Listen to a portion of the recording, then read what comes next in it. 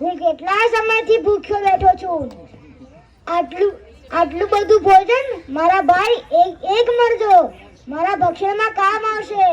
મરો, જલ્દી મરો. આ તો બહુ સારું થયું. જીવતા જીવા કાયા પ્રભુ શ્રીરામના કામમાં ના આવી, મર્યા પછી તમારા કામમાં તો આવશે ગિધરાજ. સદગતિ થઈ જશે રીછરાજ. એવું સમજો કે સાક્ષાત સૂર્યપુત્ર યમરાજ આ ગીધના સ્વરૂપમાં આવ્યા છે. બાકી આ સિંધુ તટ પર આપણા શરીરને ઠેકાણે લગાવવા વાળું કોણ? મરના ભલે વિદેશ में जहां न अपना कोई, माटी खाए जानवर अग्नि देना कोई. એમ પણ બહુ ઉપકાર રહ્યા છે પ્રભુ શ્રી રામ પર ગીધ જાતિનો. થોડો ઋણ તો ઉતરશે પ્રભુ પરથી. કયું ઋણ? તમને ખબર નથી? માતા સીતાના પ્રાણ બચાવવા ગિધરાજ જટાયુએ પોતાના પ્રાણની આહુતિ આપી. પ્રભુ શ્રી રામે પોતાના પિતાની જેમ તેમનો અંતિમ સંસ્કાર કર્યો. જનક નંદિની સીતાના રક્ષણ માટે પોતાના પ્રાણની આહુતિ આપી દીધી. પ્રભુ શ્રી રામની સેવા કરતા કરતા પંચવટીમાં પરમ ગતિને પ્રાપ્ત થઈ ગયા. જીવન ધન્ય થઈ ગયું મહાત્મા જટાયુનું. વારે વારે જટાયુનું નામ લેવા વાળા કોણ છો તમે? ક્યાંથી આવ્યા છો? મને સ્પષ્ટ કહો. જટાયુ તો મારો નાનો ભાઈ છે. શું થયું મારા ભાઈ જટાયુને? આપ પુણ્યાત્મા જટાયુના ભાઈ છો. અમારા સૌના પ્રણામ સ્વીકાર કરો. આપ સૌને મારા નમસ્કાર. જ્યારે દુષ્ટ રાવણે માતા સીતાનું અપહરણ કર્યું ત્યારે તમારા ભાઈ જટાયુએ તેમને બચાવવાનો પ્રયત્ન કર્યો, પરંતુ એ આતતાઈ રાવણે તમારા ભાઈના ઉપર હુમલો કરી તેમને ઘાયલ કર્યા. અહીંથી બેઠા બેઠા મેં પણ જોયું હતું કે દુષ્ટ રાવણ એક રૂપવતી તરુણીને બળપૂર્વક એના વિમાનમાં લઈ જઈ રહ્યો હતો. હું અંદાજ લગાવી શકું કે એ દશરથ નંદન શ્રીરામના પત્ની સીતા જ હશે. હા પક્ષીરાજ, નિશ્ચિત એ માતા સીતા હતા. મને શું ખબર આ આતતાઈ મારા ભાઈને જ મારીને આવ્યો હશે. શું આપ આગળનું ઠેકાણું કહી શકો? देखने के लिए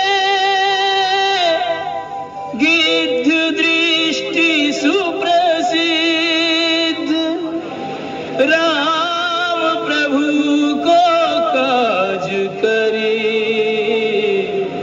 स्मरण योग्य भय હું સીતા માતાને જોઈ શકું છું, કારણ કે ગીધની દ્રષ્ટિ ખૂબ જ દૂરંદેશી હોય છે. આપ દેખી શકો છો સીતા માતા કૃપા કરીને ક્યાં હશે? અત્યારે સીતા માતા રાવણના રાજ્યમાં એક વૃક્ષ નીચે ચિંતિત બેઠા છે. પરંતુ દુઃખની વાત એ છે કે આ જર્જર અવસ્થામાં હવે હું તમને બીજી કોઈ મદદ નથી કરી શકતો. માતા સીતા?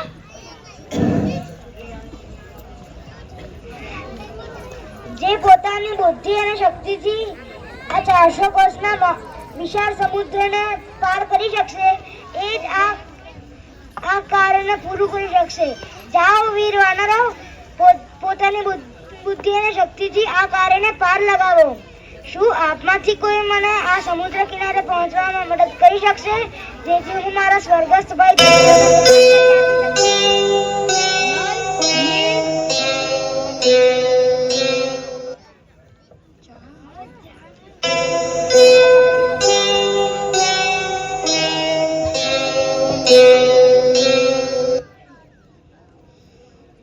આશાની કિરણ સાગરને પેલે પાર ચમકી રહે છે અને આપણે અહીં નિરાશાના અંધકારમાં બેસી રહ્યા છીએ. અત્યાર સુધી સીતા માતાની ભાન મેળવવા અસમર્થ હતા. હવે ઠેકાણું મળી ગયું છે તો ત્યાં પહોંચવા માટે લાચાર છીએ. હતાશ તો આપણને થવું જ ન જોઈએ. મારા પિતા મહાબલી વાલી મહારાજનું કહેવું હતું, અસંભવ કશું જ નથી, આકાંક્ષા હોવી જોઈએ. તમારો ઉત્સાહ જે છે એ યોગ્ય છે. સેનાપતિનો ઉત્સાહ જ સેનાનું બળ હોય છે. તમે અમારા સેના નાયક છો. તમે હવે અમને આજ્ઞા આપો કે હવે અમારે શું કરવાનું છે. જામવંત, તમે મોટા છો, બુદ્ધિનો ભંડાર છો. તમે જ આ કાર્યની યોજના બનાવો. એમાં યોજના શું બનાવવાની? એ તો ખબર જ છે ને કે સીતા માતા ક્યાં છે. હવે તો ગમે તેમ કરીને તેમના દર્શન ને તેમના હાલચાલ જાણી શ્રી રામને સંભળાવવાના છે. આ તો પ્રશ્ન છે મારા ભાઈ. આ 400 કોષ સમુદ્રને કોણ પાર કરી શકશે અને સીતા માતાની શોધ કરી શકશે? વાસ્તવમાં તો હું જ તમારા બધાથી મોટો છું. મારે જ અગ્રગામી હોવું છે, પરંતુ હવે વૃદ્ધાવસ્થાને કારણે મારામાં શક્તિ રહી નથી. મેં દેવ દાનવનું સમુદ્ર મંથન જોયું છે, ત્યારે મારામાં અપાર શક્તિ હતી. જ્યારે વામન ભગવાને 3 પગ માપવા પોતાનો પગ ઉપાડ્યો, ત્યારે મેં જંગલ અને વન સહિત પૃથ્વીની 21 વખત પ્રદક્ષિણા કરી હતી. હવે પણ જો હું સાહસ કરું તો 350 કોષ સુધી પહોંચી શકું, પરંતુ એનાથી તો કામ બને એમ છે નહીં. જામવંત, અમારા હોવા છતાં તમારે જવાની આવશ્યકતા નથી. હું જઈશ. હું 400 કોષ પાર કરીને જઈશ. પરંતુ પાછા આવવાના વિષયમાં શંકા છે. ના યુવરાજ, એ સંભવ નથી. પાછા આવવાના વિષયમાં શંકા ના હોય તો પણ અમે તમને ના જવા દઈ શકીએ, કેમ કે તમે અમારા સેના નાયક છો અને કિષ્કિંધાના યુવરાજ. તમારા જીવનને અમે સંકટમાં ના નાખી શકીએ. સાધન સામે છે, પરંતુ લક્ષ્ય દૂર છે. કિનારો સામે છે, પરંતુ શું કરવું ને શું ન કરવું તેમાં જ ફસાયેલા છીએ. હતાશ ન થાવ યુવરાજ. માર્ગ મળી જવા પર ધ્યેયની પ્રાપ્તિ થઈ જાય એવું તો છે જ નહીં. રામનું કામ કરવામાં સૌથી આગળ રહેવા અન્ય કુમાર ખબર નહીં શું વિચારમાં મગ્ન ઊભા છે. હે અન્ય કુમાર, તમે આ માર્ગ ભૂલેલા મુસાફરની જેમ કેમ ઊભા છો? આ શું રહસ્ય છે જામવંતજી? આ રહસ્ય કોઈ નથી જાણતું. ઈ સ્વયં અન્ય કુમાર જ ભૂલેલા છે. શું ભૂલી ગયો છું? તમે તમારી અપાર અગાધ અલૌકિક શક્તિથી અજાણ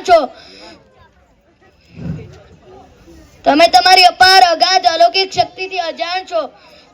તમારા ભૌતિક માતા પિતા ભલે કેસરીના અન્ન હોય, પરંતુ તમે કૈલાસના શંકર ભગવાનના 11મા રુદ્ર છો. તમે તમારી ક્ષમતાઓથી અજાણ છો. હું તમને યાદ દેવડાવું. હે મહાપ્રાજ્ઞા, હું આવું અસાધ્ય કામ કરવાનું નિમિત્ત બનવા જઈ રહ્યો છું. કૃપા કરી મને મારી શક્તિઓની જાણ કરો. હે હનુમાન, તમે અમારી બધી જ સમસ્યાનું સમાધાન છો અને તમે જ આવી મૌન અવસ્થામાં ઊભા છો. હે બલબુદ્ધિ નિદાન મહાબલી હનુમાન, સીતા માતા સમુદ્રના બીજા છેડે 400 કોષ દૂર આતતાયી રાવણના અધીન છે. સાધન સામે છે, પરંતુ સ્થિતિ તમારા હાથમાં છે. હે તેજસ્વી હનુમાન, સાગરમાં જેમ અનેક લહેરો ઉડે છે, એમ તમારા મનમાં અનેક તરંગો ઉડે છે. તેના પર વિજય મેળવી લંકા જાઓ. રાક્ષસોને અધર્મની ચેતવણી આપી દો અને તમારા નામનો ડંકો વગાડી દો. જાગો, જાગો, જાગો બજરંગબલી, જાગો, જાગો હનુમાન, જાગો, જાગો, જાગો. તમારી શક્તિઓને યાદ કરો. જાગો જાગો હનુમાન, જાગો જાગો